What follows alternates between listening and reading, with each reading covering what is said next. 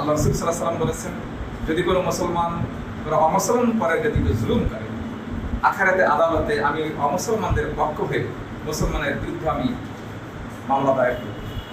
জেলা সেক্রেটারি হিন্দু সম্প্রদায় বা অমুসলিম যেটা আছেন যে সেটা মুসলমানদের কাছে আমার। আল্লাহ রাসূল সাল্লাল্লাহু আলাইহি ওয়াসাল্লাম বলেছেন, যদি কোনো মুসলমান অমুসলমান পরের জাতিকে জুলুম করে, আখিরাতে আদালতে আমি অমুসলমানদের পক্ষ হয়ে মুসলমানের বিরুদ্ধে আমি মামলা দায়ের করব। সম্মানিত উপস্থিতি, আমরা আজকে আমাদের এই সমাবেশ আনুষ্ঠানিকভাবে শুরু করছি। শুরুতেই পবিত্র গীতা থেকে পাঠ করছেন আমাদের সকলেরই পরিচিত মুখ, যারা পরেশ কান্তি সাজা।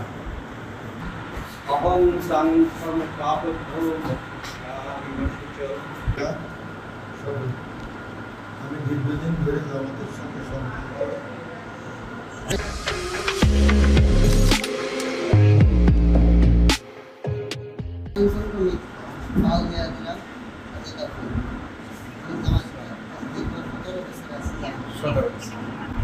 প্রণয় কুমার বিশ্বাস, পেশায় ব্যবসায়ী। আমি দীর্ঘদিন ধরেই আপনার জামাতের সঙ্গে আছি। বিশ্বাস কেমন আছেন? আমি আজ 6 বছর।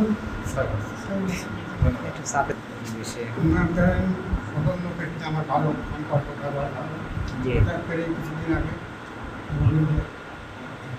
সবাই আমাদের পাশাপাশি দাদা আমরা হাতে হাত মিলে আমরা একসঙ্গে সেদিন একটা আমার মনটা খুব ভালো হয়ে গেল।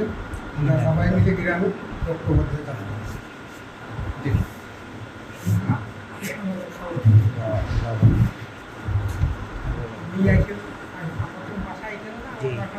আর এই মুহূর্তে আর কি সমস্যা সংকট? বাড়ি বাইরে নাম উজ্জ্বল বিশ্বাস, বাড়ি বিনোদপুর। আমি জামাতুল ইসলামের সঙ্গে 20 বছর জড়িত আছি।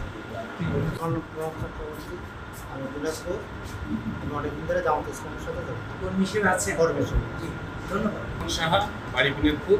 আমি দীর্ঘদিন যাবৎ এই অর্থ সংগঠনের সঙ্গে জড়িত আছি। আমি অর্থ থেকে জড়িত আছি। কতদিন থেকে আছেন? এই 3-4 বছর।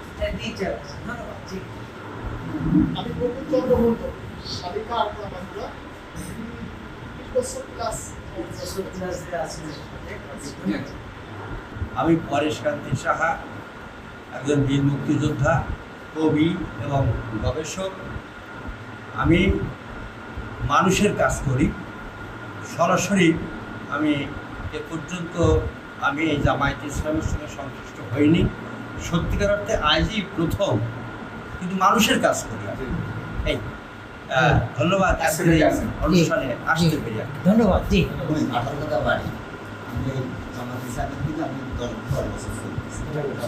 এদেশের বিশ্ববার্ষিক সবচেয়ে প্রিয় মানুষ, নোবেল প্রাইজ বিজয়ী ডক্টর ইউনূস সাহেবের নেতৃত্বে যে মার্চ ফর জাস্টিস প্রতিষ্ঠার জন্য যে সরকার কায়েম হয়েছে, জামাত ইসলাম সেই জাস্টিস প্রতিষ্ঠা করতে চায়, প্রত্যেকের অধিকার প্রতিষ্ঠা করতে চাই, ইনসাফ প্রতিষ্ঠা করতে চাই, সকলের সকল মর্যাদা দিয়ে আমরা সমানভাবে কাজ করতে চাই।